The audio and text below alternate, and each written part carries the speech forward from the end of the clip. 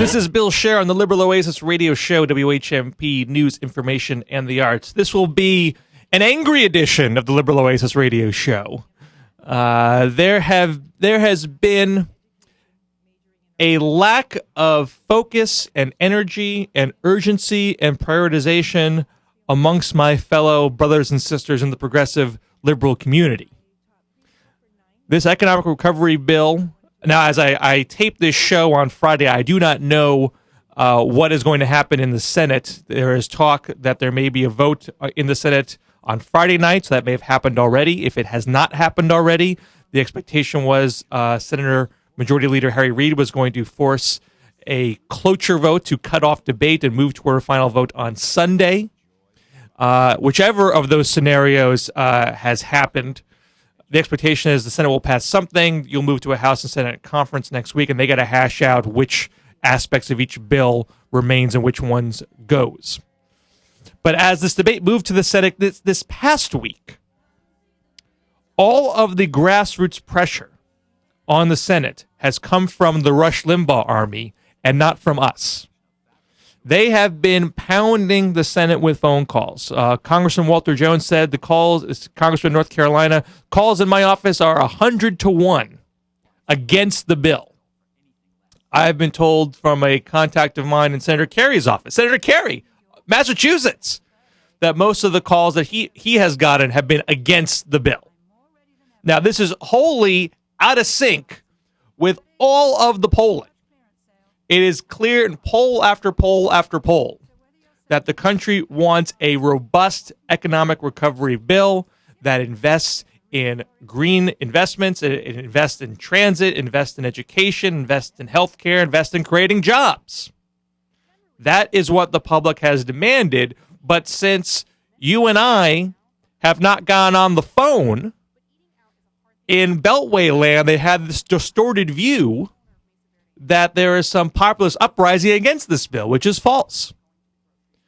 It's a lesson to us. Now, I'm sure there's criticisms you can put at President Obama. It's criticisms you can put on the congressional Democrats if you like. I'm sure they would have done certain things differently if they could. It is all a learning process for all of us. Let's cut the president some slack. He's got a few things to juggle right now. There's only, a dozen global hotspots he's got to put out, not to mention getting his arms around this entire economic disaster, not just the economic recovery bill, but the disastrous aspects of the TARP financial bailout. So not everything is always going to go smoothly, and it doesn't behoove us to play armchair quarterback and be detached from this process. We have to do our part. We have to be engaged. We have to put pressure on Congress ourselves and pick up the phone. You have to write letters to the editor. You have to write comments on blog posts. You have to call in radio stations. You have to call and email media organizations when misinformation about the bill is running rampant. If we're not doing all of those things, the debate will be distorted and Congress will do something stupid despite the fact that we have more numbers. In particular, the pounding that the bill has gotten in the cable chatter has been, this is stuffed with pork. But the Republicans have they've put out their list of what they think is pork. First off, most of it isn't. Secondly, it only amounts to 1% of the bill at best. Yet that has, and this was a strategy I think I've talked about. I've flagged a post from Mark Ambedeur back in December saying this is what they're going to do. It's what they've done in the past. They cherry pick a few items and they blow them up and give the false impression that you're talking about the entire bill. So even though this stuff was all telegraphed, we did not properly counteract it because we were not fully engaged. And now what has happened is, because all this right-wing pressure has occurred, you have this centrist ad hoc caucus in the Senate, Republicans and Democrats. We will call them, for our purposes, the Douchebag Caucus. That's the technical term.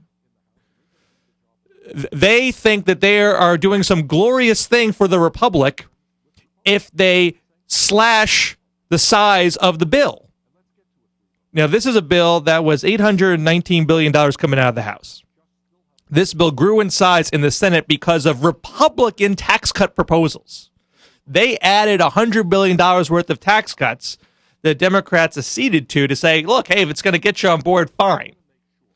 Most economists have said you need a package, and we're talking over a 2-year window here, not 1 year. We need a package between $800 billion and $1.3 trillion over the next 2 years to properly move our $15 trillion economy in a better direction so it doesn't totally crater. And while the Senate has been dickering, we lost another 600,000 jobs in the month of January alone. So the Douchebag Caucus gets together, and because they're douchebags, they don't have any consensus on their criticisms. They just want to be douchebags. They just think if we can cut this bill some arbitrary number, we can proclaim we're doing something good.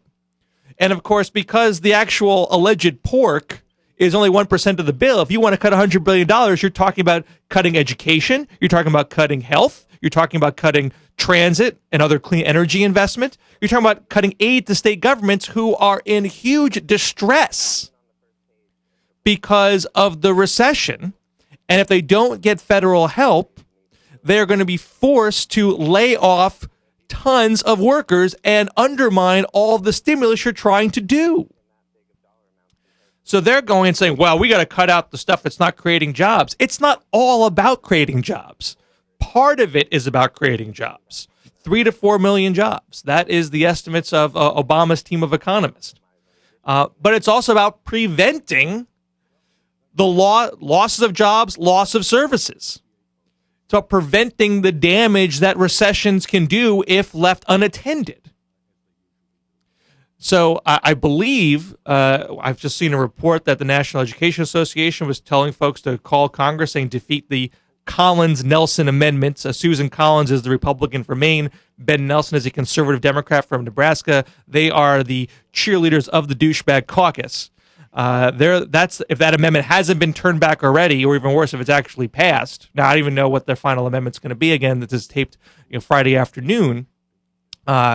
It's possible that what they've done is going to be smaller, that it'll only be semi-douchey and not fully douchey.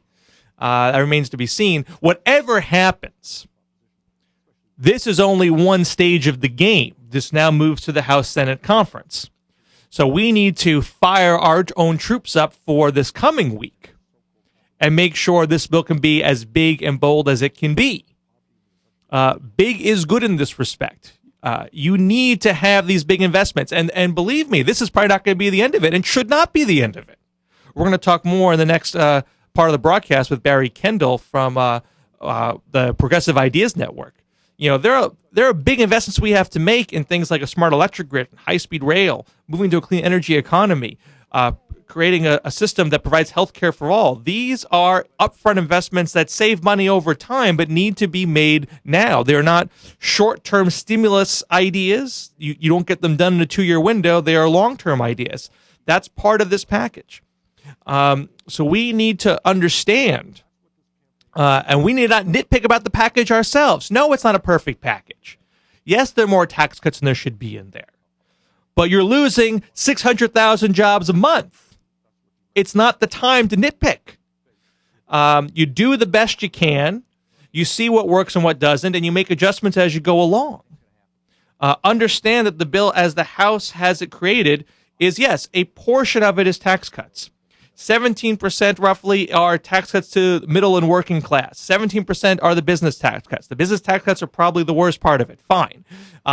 Sure, the infrastructure piece could be bigger, but it's there, and part of it is intended to be seed money for longer-term investment. That piece is not done in this package. There's a huge piece for education. There's a huge piece for unemployment assistance and a huge piece for aid to state governments that involves education and healthcare. Those are not insignificant. Crucially needed to get through the recession. That is why it's so important that we don't let these pieces be slashed by a bunch of folks who are just trying to get an arbitrary number. No perspective to what the actual bill is supposed to do.